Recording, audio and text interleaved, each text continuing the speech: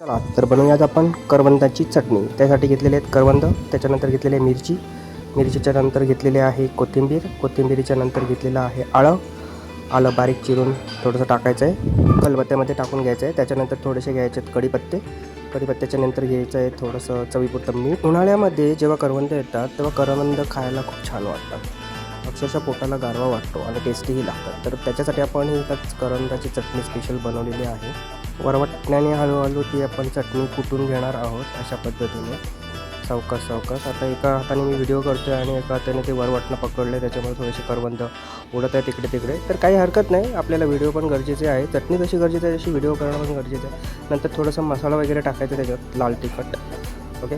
आणि परत एकदा कुटून घ्यायचं आहे व्यवस्थित, अशा पद्धतीने त्याला पाणी वगैरे सुटतो. अशी टेस्टी लागते ना खायला ही चटणी की काय सांगू बाबा. तुम्ही पण घरी करून नक्की बघा आणि खा आणि मस्त राहा.